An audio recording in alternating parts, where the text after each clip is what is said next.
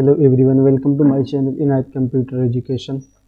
मैं उम्मीद करता हूं कि आप सब ठीक होंगे। आज हम बात करेंगे एमएस ऑफिस में इंसर्ट मेनू के बारे में आज हम बात करेंगे। तो चलिए देखते हैं। सबसे पहला ऑप्शन इसका क्या है? Cover page. कवर पेज क्या होता है? ये हमारा बुक वगैरह में जो सबसे पहला पेज होता है, या फिर डिज़ाइन वगैरह मैगज़ीन वगैरह में जो डिज़ाइन देते हैं उस पे आप अप्लाई कर सकते हैं।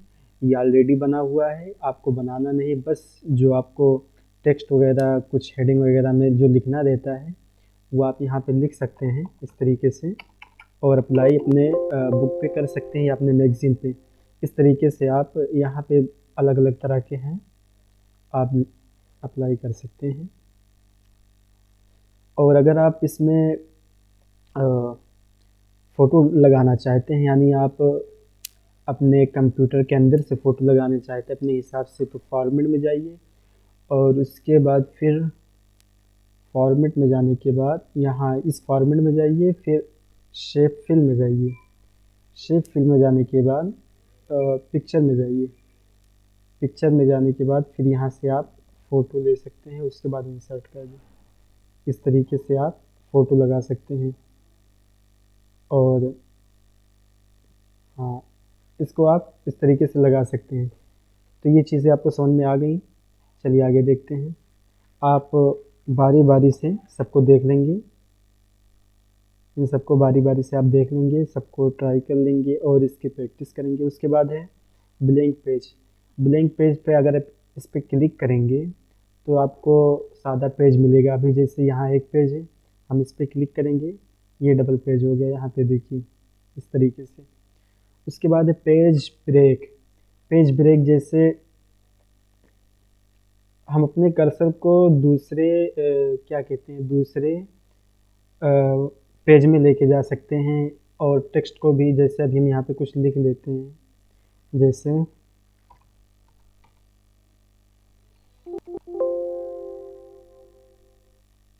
चलिए इसमें लिखते हैं, वो ऑलरेडी हो गया है, रैंड। उसके बाद एंटर करेंगे और फिर हम यहाँ पे कर्सर यहाँ पे रख देते हैं, यहाँ बीच में। उसके बाद फिर पेज ब्रेक करते हैं, ये देखिए नीचे आ जाता है। यानी कोई भी टेक्स्ट वगैरह हम उस नीचे लेके आ सकते हैं आसानी के साथ। उसके बाद है टेबल। टेबल में क्या होता है? टेबल देखिए, टेबल यहाँ से आप टेबल ले सकते हैं, यहाँ से आप टेबल ले सकते हैं।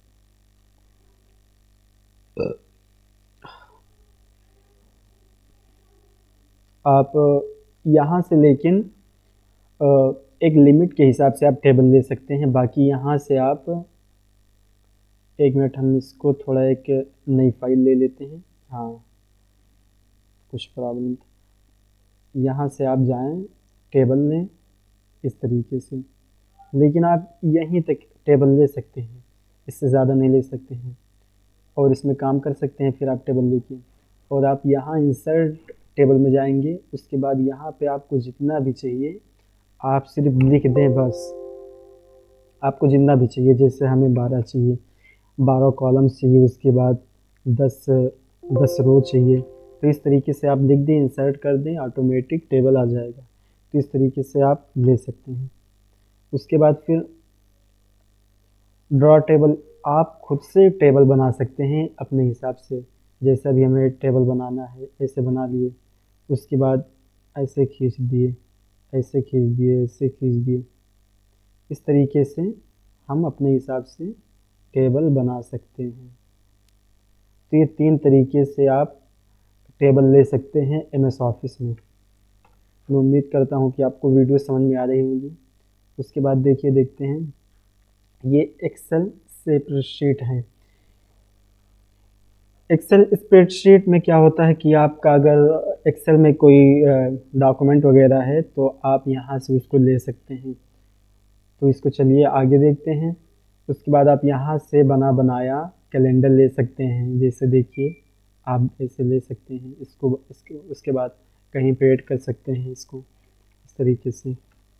आप देख लेंगे, सबको चेक कर लेंगे। प्रैक्टिस करने वाली चीज़ है ये सारी, प्रैक्टिस करिए। उसके बाद ये पिक्चर, आप यहाँ से पिक्चर ले सकते हैं, कोई भी पिक्चर यहाँ से आप ले सकते हैं। इस तरीके से आप लेंगे ऐसे। उसके बाद फिर है इंसर्ट में, ये सब बहुत आसान सी चीज़ें हैं। क्लिप आर्ट है, क्लिप आर्ट में क्या होता है, जैसे यहाँ पे आपको जो भी चाहिए, आप जैसे हमें कंप्यूटर चाहिए, यहाँ पे कंप्यूटर लिखेंगे, उसके बाद गो पे क्लिक करेंगे, बहुत सारे कंप्यूटर आ गए।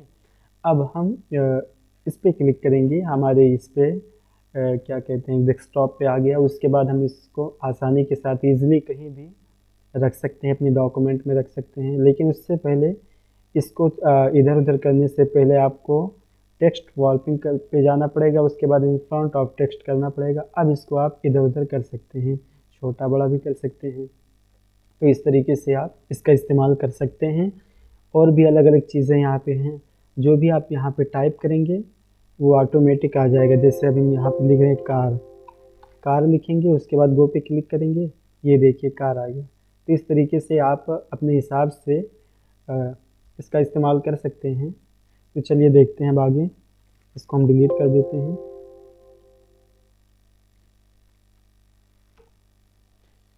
फिर इसको भी क्लोज कर देते हैं। फिर इंसर्ट में क्लिप आर्ट हो गया हमारा। उसके बाद शेप है, हम यहाँ से अलग अलग तरह के शेप ले सकते हैं, जो भी हमें शेप चाहिए। जैसे ये हमें शेप चाहिए तो ये ले सकते हैं। उसके बाद अगर हमें इंसर्ट, अगर हमें टेक्स्ट बॉक्स वाला शेप चाहिए, यानी अगर हमें इसमें कुछ लिखना हो तो आराम से इसमें हम लिख सकते हैं। इसी तरह अगर हमें अलग तरह का बॉक्स शेप चाहिए कि हमें बस डिज़ाइन देना, उसमें कुछ लिखना नहीं है, तो इस तरीके से आप ऐसे ले सकते हैं और इसमें डिज़ाइन वगैरह भी दे सकते हैं। इस तरीके से आप आसानी के साथ सब इस्तेमाल कर सकते हैं। उसके बाद फिर शेप हो गया। स्मार्ट आर्ट, स्मार्ट आर्ट में क्या है, ये ग्राफिक चीज़ें हैं सब। आप अलग अलग तरह की स्टाइल हैं, आप अपने डॉक्यूमेंट में इसको अलग अलग तरीके से अप्लाई कर सकते हैं। और यहाँ पे सारी चीज़ें हैं, आपको जो भी पसंद आए, जहाँ जिस चीज़ की आपको ज़रूरत पड़े, यहाँ से आप ले सकते हैं। जैसे अभी हम यहाँ से इसको लेंगे तो इस तरीके से आ गया। बाकी हम यहाँ से इसके कलर को भी चेंज कर सकते हैं, इस तरीके से ऐसे कर सकते हैं, इस तरीके से हम कर सकते हैं। और इसमें हमें जो भी लिखना हो हम इसमें लिख सकते हैं, जैसे इनायत, इनायत, इस तरीके से लिख सकते हैं। उसके बाद देखते हैं आगे क्या है।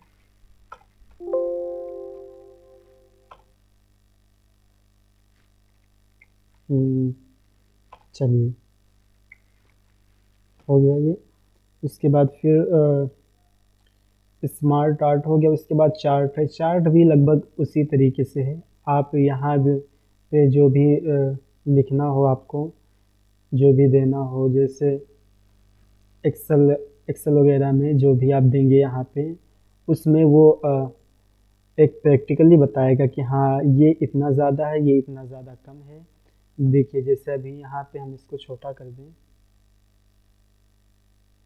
देखिए कैटेगरी वन, कैटेगरी वन में यहाँ पे कैटेगरी वन है, यहाँ भी कैटेगरी वन है, और फिर कैटेगरी टू है। अभी हम यहाँ पे इसको कुछ और लिखेंगे, जैसे हम यहाँ पे लिख देते हैं क्लास, क्लास CLASS क्लास। ये देखिए यहाँ पे क्लास हो गया है। और इस तरीके से आप चेंज कर सकते हैं। और यहाँ भी फार्मूला दे के आप चेंज करेंगे तो ये जो पॉइंट दिख रहा है घटेगा बढ़ेगा, तो इस हिसाब से एक पैमाना आप लगा सकते हैं। तो ये सारी चीज़ें इन सब के लिए है। तो उम्मीद करता हूँ कि आप समझ गए होंगे। इसके बाद चलिए आगे देखते हैं, इसको मिटा देते हैं। फिर ये हो गया, चार्ट हो गया है। और मैं इसी पे इस वीडियो को ख़त्म करता हूँ। उसके बाद जो आगे का है वो अगली वीडियो में बताऊँगा, वरना वीडियो बहुत लंबी हो जाएगी।